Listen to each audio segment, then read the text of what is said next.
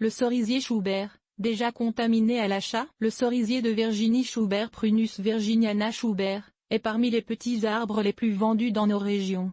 Et, je me demande bien pourquoi. Cerisier de Virginie Schubert, non pas qu'il n'est pas beau, avec son feuillage vert au printemps qui devient pourpre foncé l'été. Il sort vraiment de la foule. De plus, la plante telle que habituellement vendue a un tronc solide et droit et un port ovale arrondi attrayant. Ses grappes de petites fleurs blanches au printemps sont correctes, mais pas spectaculaires. Elle souffre de la comparaison avec les pommetiers beaucoup plus colorés, mais les petits fruits d'abord verts, puis pourpre foncé luisant, presque noirs, ne manquent pas de charme et attirent les oiseaux. Et il est si rustique, une solide zone 3. Jusqu'ici, il paraît merveilleux. Ce qui est désolant, c'est son état de santé. Il me semble que tous les cerisiers Schubert que je vois, et surtout les spécimens récemment plantés, sont atteints de nodules noirs d'Ibotrion morbosum, sin. Apiosporina morbosa, une maladie fongique. Quelques informations sur le nodule noir. Les nodules en question sont des excroissances cylindriques boursouflées et rugueuses de couleur noire charbon qui se forment le long des rameaux. Pour les voir en plein été, il faut regarder de très près,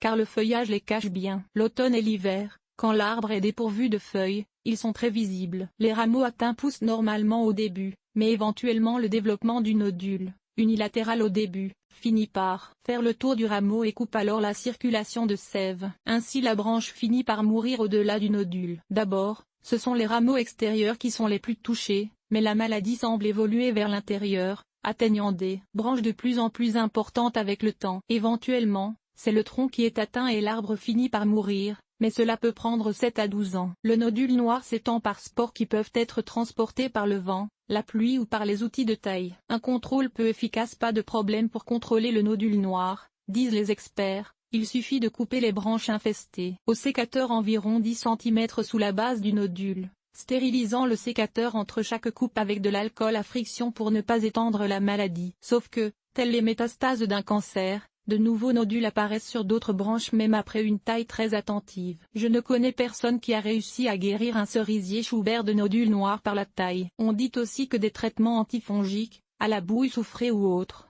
effectués à la fonte des neiges, peuvent aider, mais, encore, il ne semble rien donner. Essentiellement, une fois que l'arbre est atteint, il est condamné, du moins à long terme. Souvent tous les cerisiers Schubert du secteur sont infestés. Pour prévenir cette maladie, on suggère d'éliminer tout prunier ou cerisier sauvage ainsi que tout arbre cultivé infesté à moins de 180 mètres 600 pieds, d'un cerisier Schubert nouvellement planté, car ils peuvent être hôtes de la maladie. Bonne chance avec ça, car cela veut dire obtenir la collaboration de tout le quartier.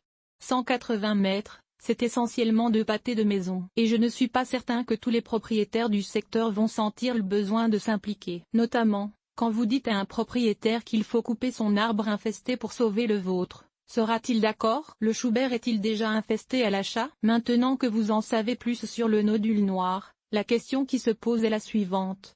Est-ce possible que les cerisiers Schubert que nous achetons soient déjà infestés? Que cette maladie se soit déjà propagée en pépinière? Car des études génétiques ont démontré que la souche de nodule noir qui affecte Schubert est génétiquement distincte de celle qui touche les pruniers et même que les cerisiers de Virginie sauvage portent aussi, en général, d'autres lignées de la maladie. Donc, l'infestation ne viendra pas des pruniers et cerisiers sauvages comme on l'a toujours prétendu, mais d'autres cerisiers Schubert. Je n'ai pas de preuve de ce que j'avance ici. Il est possible que la maladie se propage d'un cerisier Schubert à un autre uniquement par spores transportés par le vent, et cela, seulement après la plantation et que, ainsi, tous les spécimens vendus en pépinière soient entièrement libres de la maladie. Mais pourquoi alors les Schubert apparemment isolés sont-ils atteints?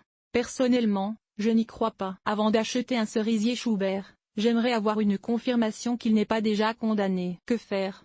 Étant donné la situation actuelle, où le nodule noir semble infester presque tous les cerisiers Schubert, je suggère d'éviter de planter cet arbre tant qu'on n'en sait pas plus sur l'origine de la maladie. Si vous en avez déjà un et que vous le taillez annuellement pour enlever les nodules, il serait sage de planter un autre arbre, et surtout pas un Schubert, pour remplacer votre arbre qui s'en ira sans doute peu à peu. Ainsi, quand il faudra l'enlever, il y aura déjà un substitut en bonne voie et votre terrain ne paraîtra pas dénudé. L'érable de l'amour. Juste un exemple d'un petit arbre qui peut remplacer le cerisier de Virginie Schubert. Il ne manque pas de petits arbres d'une dimension similaire au cerisier de Virginie Schubert et qui peuvent alors servir de substitut. Pommetier, lilas du Japon, érable de l'amour, charme de Caroline, aubépine, certains magnolias, etc. Il existe même des cerisiers réputés résistants aux nodules noirs, comme le cerisier de l'amour Prunus maci, mais j'aurais un peu peur de tenter le diable en le plantant tout près d'un Schubert infesté. Je serais curieux de savoir si ce blog suscitera une réponse de la part d'un producteur des cerisiers de Virginie Schubert. Si oui, je vous tiendrai au courant.